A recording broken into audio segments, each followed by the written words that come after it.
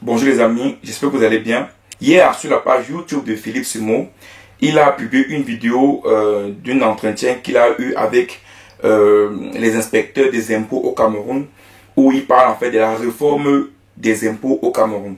Et comme vous pouvez deviner, on fait toujours les réformes en s'adaptant à l'extérieur, sans essayer de tenir compte de l'environnement africain, de l'environnement camerounais. J'ai pris les parties clés de l'entretien entre Philippe Simo et les inspecteurs des impôts au Cameroun qu'on va essayer de décortiquer dans cette vidéo. Donc c'est une vidéo React, on va essayer d'analyser clairement les points clés de cet entretien. J'ai noté ces 4 points clés qu'on va traiter ensemble. Donc on va suivre la vidéo, on va écouter la vidéo et je vais mettre des commentaires sur chaque point clé. Vous allez comprendre rapidement pourquoi je dis que à un moment donné, il faut qu'on arrête de s'adapter ou de faire comme les autres, mais on doit adapter à notre contexte camerounais. Écoutons la vidéo et puis on va mettre des commentaires sur les éléments clés de cet entretien. La première question que je voulais poser, c'est celle de la double imposition. Le Cameroun, comme beaucoup de pays, j'imagine, a des partenariats avec plusieurs États pour ne pas appliquer des principes de double imposition. À quel moment quelqu'un qui est dans la diaspora, qui paye ses impôts dans le pays de résidence dans lequel il est déjà, est concerné par une déclaration des impôts au Cameroun? Est-ce que cette personne d'office, comme le salarié camerounais, doit quand même déclarer les revenus qu'il perçoit dans le pays dans lequel il est, ou alors il n'est concerné que lorsque ce dernier a une activité génératrice de revenus au Cameroun? Le principe, c'est la déclaration des revenus de source camerounaise. Ok. C'est Elle dit bien, le principe, c'est la déclaration de ressources ou de revenus camerounais. Écoutons bien. Le principe. Mais il va sans dire que si je suis au Cameroun et que je perçois des revenus, parce qu'il faut dire que c'est dans un sens comme dans l'autre. Je peux être au Cameroun et je perçois des revenus de l'extérieur.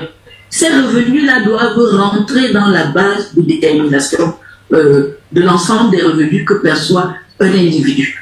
Donc, de la même manière que le Camerounais qui vit au Cameroun est appelé à faire sa déclaration et déclarer les revenus qu'il percevrait de l'extérieur s'il en a, parce qu'on peut être actionnaire d'une entreprise qui est basée en France ou ailleurs et percevoir des dividendes de ces entreprises-là. Il y en a qui sont détenteurs des crypto-monnaies et qui perçoivent des intérêts dans le cadre des opérations qu'ils mènent dans ce sens-là. L'ensemble de ces impôts doivent être, de ces revenus doivent être déclarés. Simplement parce que le Cameroun a adopté depuis l'année 2024 le principe de l'imposition du revenu mondial.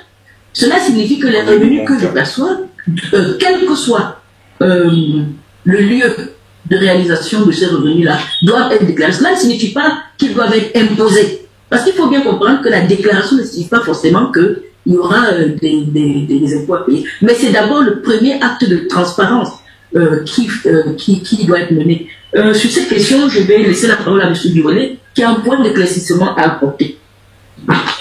Merci, M. Philippe. Il faut dire que le Cameroun a signé des conventions fiscales internationales avec beaucoup de pays et pour éliminer le principe de la double imposition.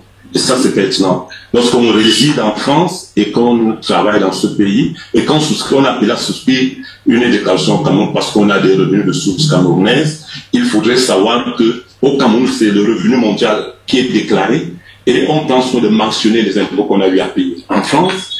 Et puis, avec le principe qui élimine la double imposition juridique, on ne sera imposé que sur la quote-part des revenus de source camerounaise.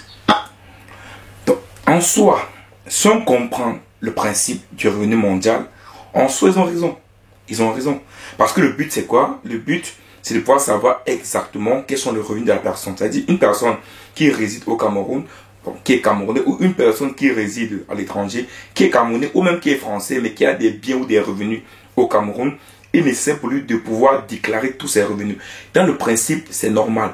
C'est pas vous dire qu'on va imposer, non. C'est-à-dire que tu as des revenus en France, tu es déjà imposé en France, même si tu déclares tes revenus au Cameroun, parce que tu as des revenus également au Cameroun, normalement, tu ne devrais pas être imposé parce qu'il y a des accords de double imposition.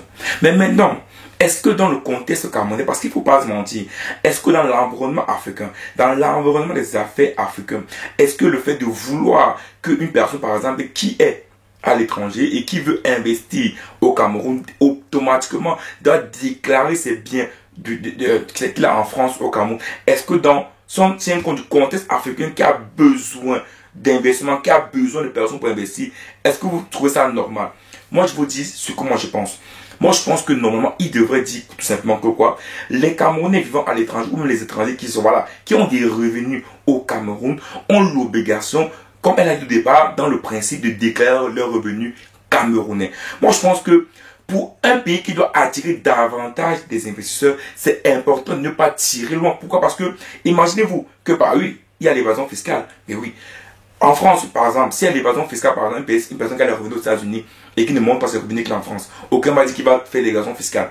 Mais nous, en Afrique, au Cameroun, on a besoin d'investisseurs. On a besoin de personnes qui viennent mettre de l'argent. On a besoin que ceux qui mettent de l'argent au Cameroun et qui ont des biens au Cameroun puissent payer les impôts au Cameroun. C'est ce qu'on a besoin. On a besoin d'inciter les gens à venir investir. Et donc, c'est pas qu'il n'y a pas de mesures incitatives. Oui.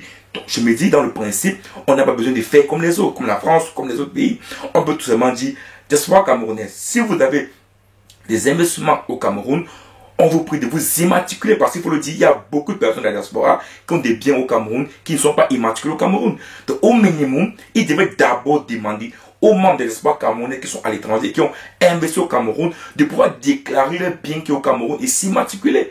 Ils devraient commencer par là. Pas demander à un Camerounais qui investit au Cameroun de déclarer déjà ses biens qu'il a à l'étranger. Sachant qu'il paie ses impôts à l'étranger. Beaucoup ne le feront pas ou beaucoup ne voudront pas le faire. Et ça va davantage faire fuir les gens au Cameroun. Donc moi je pense que dans le contexte camerounais, ils devraient normalement demander à la diaspora camerounaise de pouvoir déclarer leurs revenus camerounais. Moi je pense qu'ils devraient d'abord s'arrêter là pour attirer les gens à déclarer et ensuite maintenant après 1 an, après 2 ans, mettre le niveau du revenu mondial. Parce que beaucoup de Camerounais de la diaspora seront déjà immatriculés au Cameroun. Parce que là maintenant, qu'est-ce qui va se passer? Ça va faire que les gens qui vont investir au Cameroun vont tout simplement ralentir parce qu'ils ne veulent pas déclarer leurs revenus qu'ils ont ici en Europe ou aux États-Unis ou dans la diaspora camerounaise.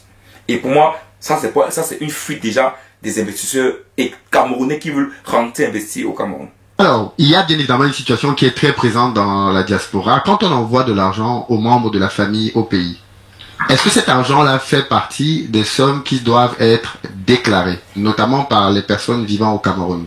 Je reçois de l'argent de mes frères, de mon père, de ma mère, de l'étranger.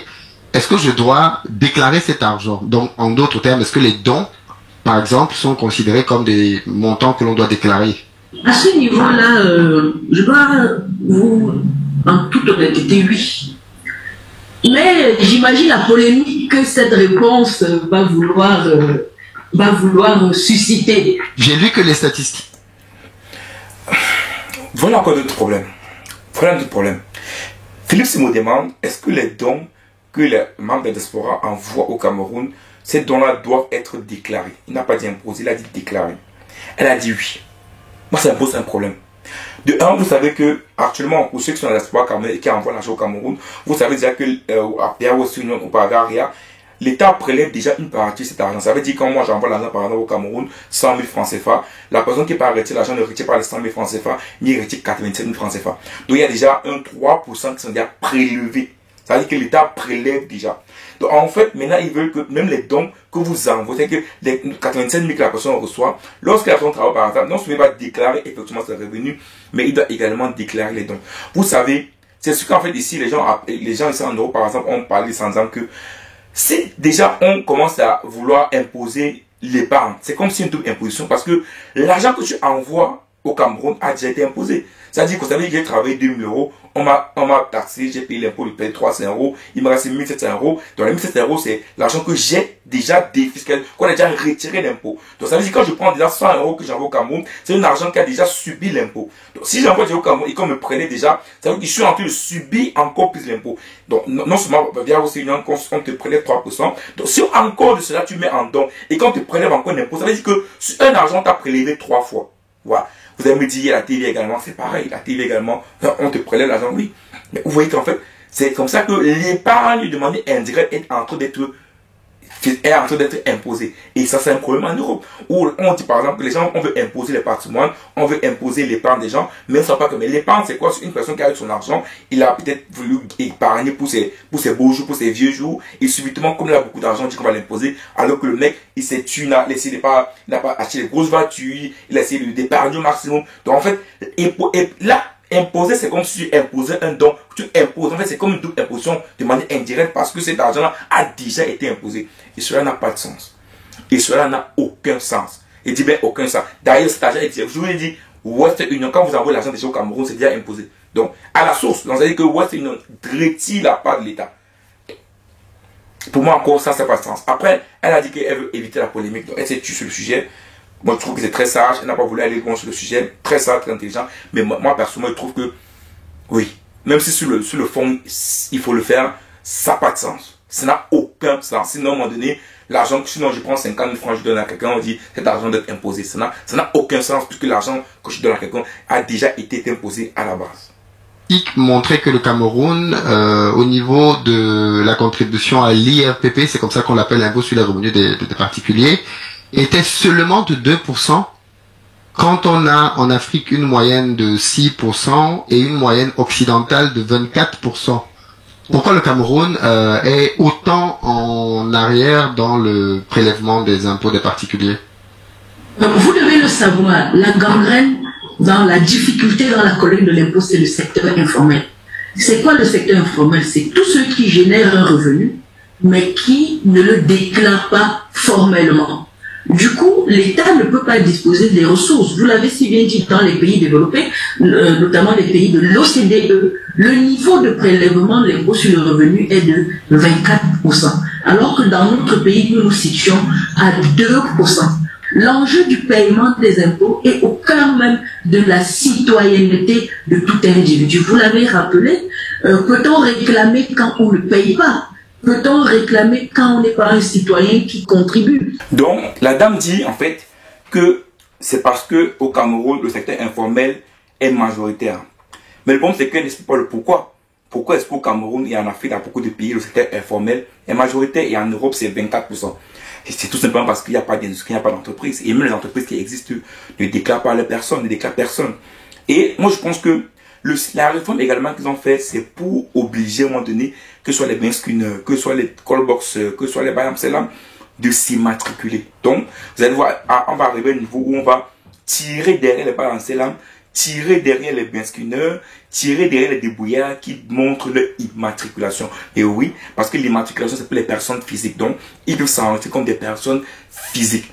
Donc, vous voyez qu'à un moment donné, je ne serais pas surpris à un moment donné qu'ils font des contrôles à toute personne qui effectue un métier pour demander est-ce que vous êtes immatriculé. Parce que, à un moment donné, ils vont vouloir gratter de l'argent à tout le monde. Donc, c'est également moins pour eux de gratter de l'argent à tout le monde. Donc, vous voyez clairement ici là que lorsqu'Adam dit le citoyen, un citoyen, pour montrer qu'on est citoyen, on doit payer des impôts. Mais oui, mais les gens gagnent combien? Les gens ont combien de salaire? Une personne gagne 50 000, va payer l'impôt de combien? 50 000 francs ne suffit même pas pour survivre. Donc ça veut dire, les gens qui sont dans l'informel, c'est d'abord davantage parce qu'il y a beaucoup de personnes qui se débrouillent. Oui, les gens dans l'informel qui ont beaucoup d'argent. Mais ils sont très peu, mais il y en a. Mais beaucoup de personnes dans l'informel n'ont pas d'argent. Donc c'est normal à un moment donné que l'impôt, l'IRPP n'est pas payé. Parce que le mec n'ose pas avoir de l'argent. En Europe, on paie nos impôts parce qu'en Europe, les gens, quand ils paient les impôts, ils ont quand même de quoi vivre, de quoi survivre. Mais en Afrique, les gens manquent de quoi. Comment payer un impôt quand tu n'as même pas l'argent pour vivre? Donc, c'est là le problème. Donc, il faut mieux payer les gens. Il faut augmenter le salaire. Il faut augmenter le SMIC pour que les gens puissent payer rapidement et facilement l'impôt. Ça également, il faut le dire. Il faut le dire également. Que vont-ils faire de cet argent? Parce que vous savez bien, les impôts, les routes, les infrastructures, que vont-ils faire de cet argent? Vous l'avez dit, les routes, les infrastructures et autres. Nos pays se financent de deux manières, par l'impôt et par l'emprunt auprès des institutions internationales, avec tout ce que ça coûte en termes de services de la dette. Donc, et ici, nos pays se financent soit par l'impôt, soit par l'emprunt. Avec tout ce que ça coûte, bien sûr, parce que l'emprunt, c'est le taux d'intérêt. Ok. Mais pour rembourser l'emprunt, il faut bien utiliser l'impôt. Donc, il faut l'impôt pour utiliser l'emprunt. Mais il faut aller plus loin. Lorsque tu vas dans le budget du Cameroun, on se rend compte que le budget de fonctionnement, c'est-à-dire que le fonctionnement, c'est-à-dire les ministères, les écoles, les polices, tout ce que... Le fonctionnement au Cameroun, c'est 65% du budget de l'État. Ça veut dire qu'il n'y a que 35% qui est utilisé pour investir. Donc pour les routes, pour les barrages, pour tout. Comme ce 35% c'est très petit, automatiquement, on est obligé d'aller emprunter. Ça veut dire quoi? Ça veut dire que le même problème se pose en France, c'est pour pouvoir davantage financer les projets au Cameroun d'infrastructure, il faut diminuer le budget de fonctionnement de l'État. Beaucoup de personnes dans beaucoup de pays ne parlent pas de ça. Alors qu'on sait par exemple dans un pays comme la France, je pense que le budget de fonctionnement de l'État c'est 30% à 40%. Quand on est des pays comme au Cameroun, on est à 65%. Vous trouvez qu'ici, il faut d'abord commencer par réduire le budget de fonctionnement de l'État.